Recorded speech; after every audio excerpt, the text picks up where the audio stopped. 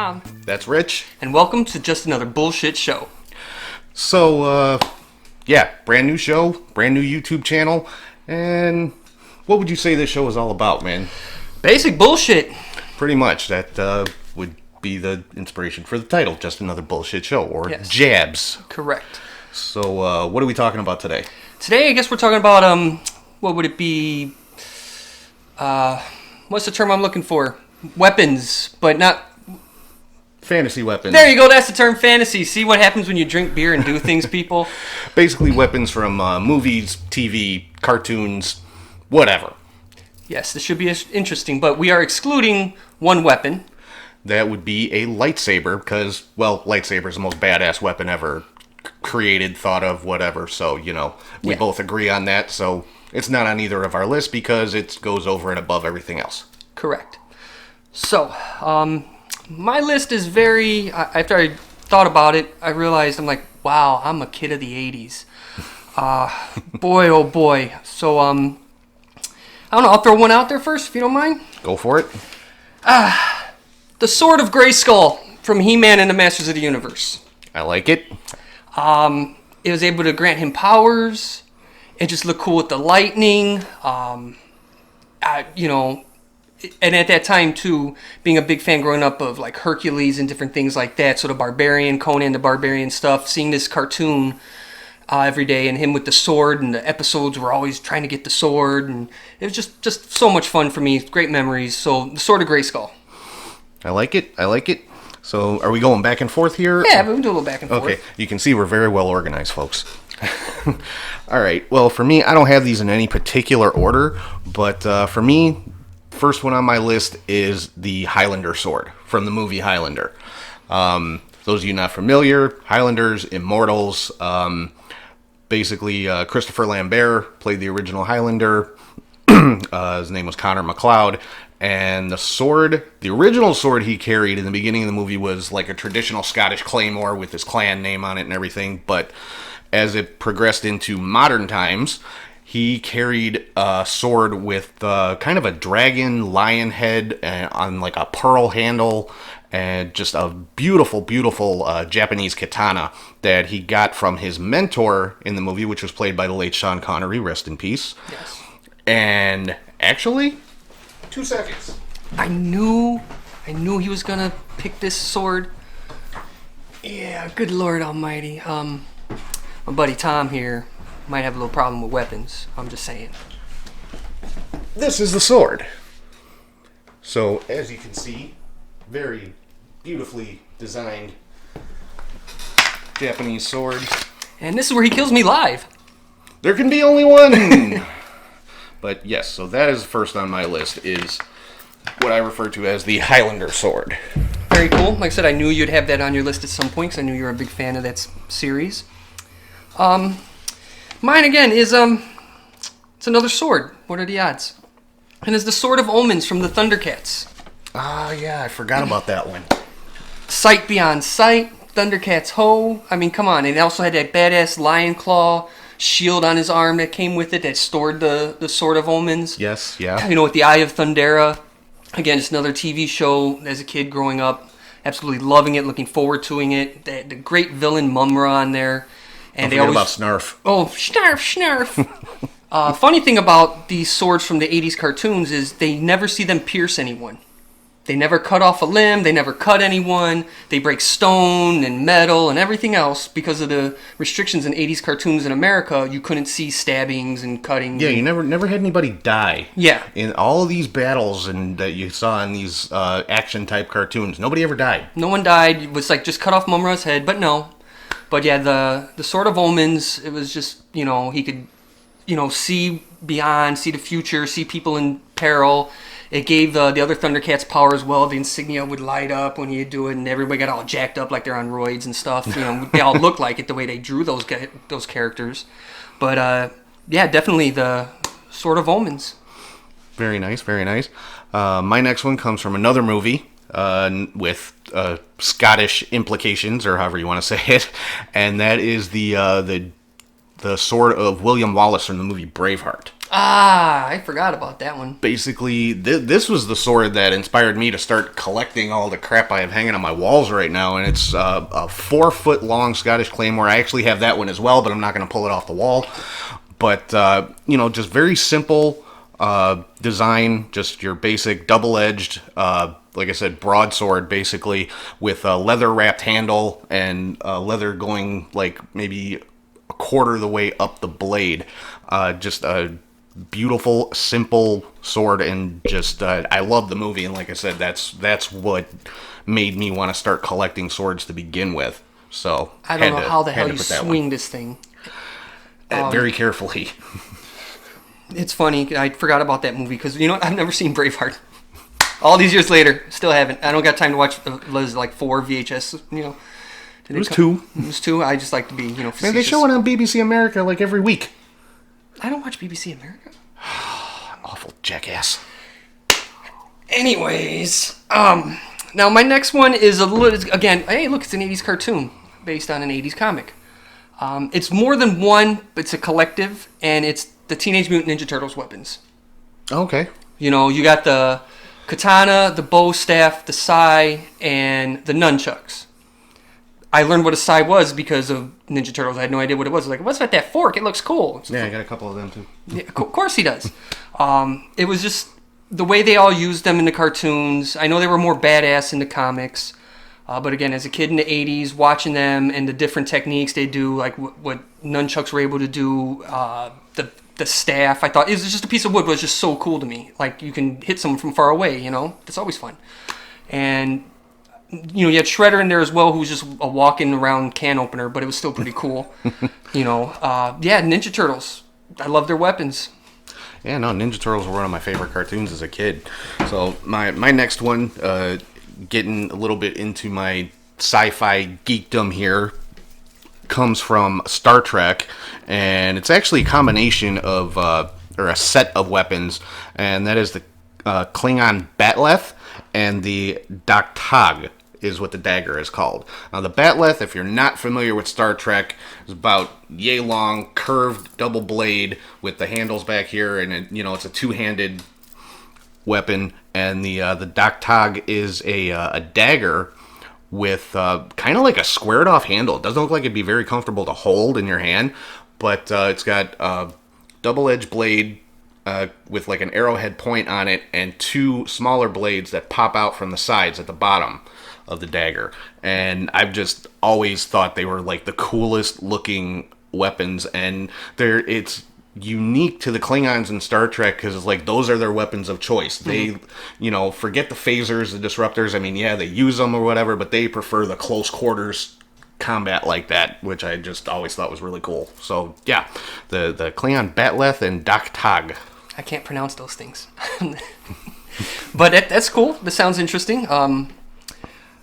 Something here like a little mythology type of thing, weapon that I've always enjoyed. It ties into another one of mine. Again, this is I've always been a fan of Robin Hood and his bow and arrow. Simple, the accuracy they always show. Him splitting the other arrows in the competition, and just the motion of the quick, and it just was always appealing to me. I always wanted to shoot a bow and arrow, like in run around in green tights. Wait.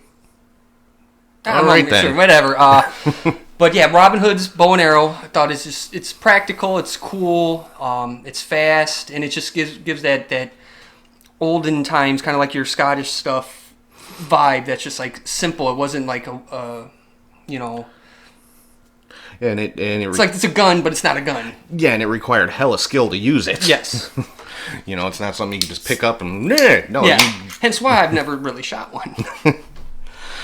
Oh, real quick, guys, by the way, you'll hear the can pop every now and then. That's just me with beer. It is what it is. Yeah, Rich likes beer, as you'll find out in an upcoming episode. But, all right, so how many are we doing? Because I wrote down a few here. I really have maybe 2 more. That would be about it. Okay. My next one would tie into the Robin Hood, but... Okay, well, my next one, again, ties into my sci-fi geekdom here.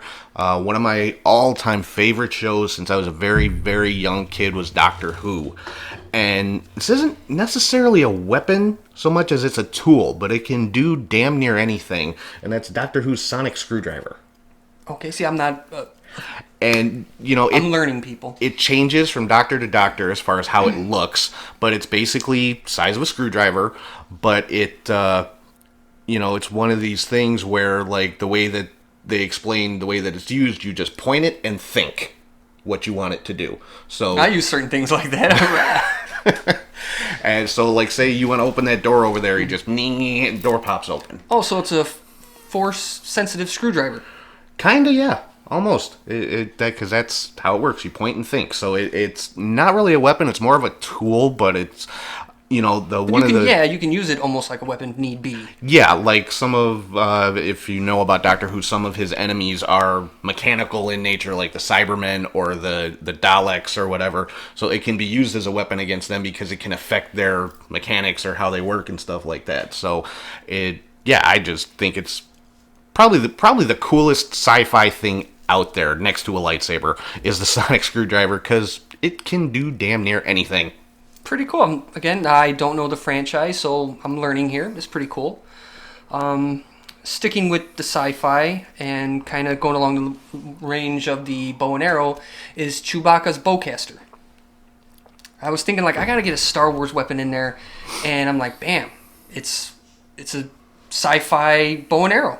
Yeah, pretty much. You know, I mean, it shoots a laser. It looks like a bow and arrow, and it was just cool. And it's Chewbacca. I mean, you've seen it in The Force Awakens.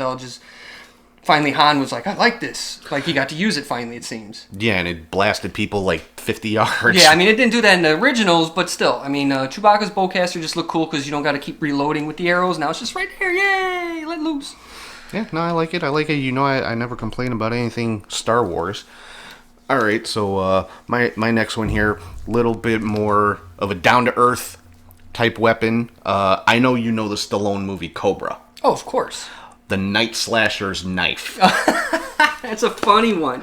You know, because it's got that big, like, half-moon blade, and then it's got, like, the handle where the knuckles are covered, and it's got the spikes coming out of it, and it is a terrifying weapon. You see this big dude all dressed in black with a stocking over his face coming at you with that thing. You're going to die of a heart attack before he gets the knife to you. Oh, that's great. That is great. It's funny, real quick to interject. I almost put on here Rambo's knife. Yeah, I got one of them too somewhere. Yeah. I don't think it's hanging up, but yeah, I got one. I almost put Rambo's knife, so that's really funny. Yeah, that's no, good. that would have been a good one too. But yeah, the Night Slasher's knife from Cobra, that I always thought that was just a badass looking knife. Yeah, no, I agree. I can remember that movie, and you bringing that up, I'm like, oh yeah, that was creepy, and his nose was always crooked from the stocking and everything. It was very terrifying as a child. Yeah. And our parents let us watch these things. Yeah, it was the 80s, man. That's what movies were all about back then. Sylvester Stallone shooting people up. Yes. That was about 80% of the movies in the 80s. Yeah, that either shooting people up or, you know, boxing. Yeah, or getting punched in the face. Yeah. But it was Stallone. He was everywhere. Well, the last thing I have on my list is Megatron. Is he transformed into the gun? Okay. Little bit outside the box, but I'll allow it. Yes. I mean, he becomes this gun, and there was a toy. I don't know anybody who didn't want Megatron. Even though he was the bad guy. Everybody wanted Megatron because he transformed into a gun. And he was a badass gun. Starscream would hold him, or Shockwave, and just blasting Autobots to pieces. And it was just so cool to watch him transform. And then he was this towering figure, and then he becomes a handheld size. How did that work? I never understood that. As a 20-foot robot turns into a Glock. Yeah, but or 45, whatever it was. It worked. It was awesome. So yeah, Megatron. He had the voice, and then he became a gun.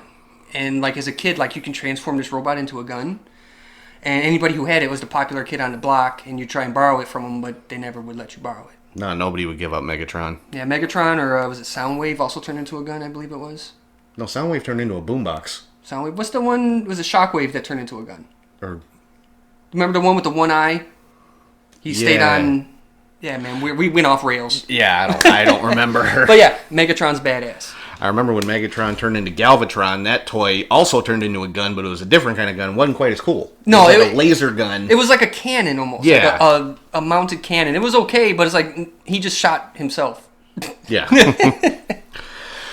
All right, so my last one here. Again, another kind of down to earth. This is actually a real world weapon, but just the the story behind it and why it became so popular is just awesome, and that is the Walther PPK 007. Oh, I almost put that on there. Yes. I mean, it's not even a real big gun. It's a very small, compact handgun, but it's 007's gun, so it's badass. I mean, everyone from Sean Connery all the way through Daniel Craig use a Walther PPK. Yeah. Very good. I like that one. There's another one that was almost on my list, but then I was thinking guns and other things popped into my head. But yeah, definitely it's iconic, and yeah, it is real world. You can go buy one. You probably won't be able to shoot as well as James Bond, but No, they're expensive as shit too. Really? I looked into them. Yeah. Oh, Jesus. Oh man. So. And just to give an honorable mention, I also had the Star Wars blaster, just the Han Solo blaster on mine, and the Starfleet phaser from Star Trek, because that's just a cool looking little. Yeah, it looks like you're shooting a remote. Yeah, basically. Yes, I remember those, but. But yeah, just honorable mention, just because I like them. But so. Yeah, that's our fantasy weapons. Let us know what you think. Drop some comments.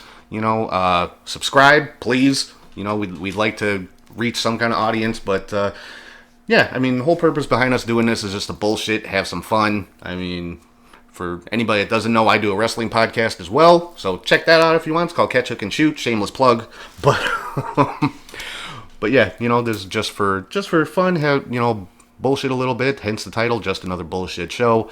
No politics, no real world or current world affairs. The whole point of this is to escape from all that for about a half an hour or so. So, actually, we've only been going for like 16 minutes. This is actually good, and people might watch this. Yeah, it won't take too much time out of your day listening to our shit. And it's our first show, so, who knows? They might get better, they might get worse. I'm going to get drunker, though. That's a given. Yeah, and, given that they are this short, we will probably be recording multiple shows at any given time, so you'll be able to see as the weeks progress. Rich will get drunker and drunker and drunker, and it will probably get more entertaining. Yeah, but I will not puke. No. I promise that. Scout's honor. Or is it like this? Or like this? No, who cares? They're bankrupt. Cool. Again, that's Tom. That's Rich. And this is just another bullshit show. Thanks for checking it out. See you next time.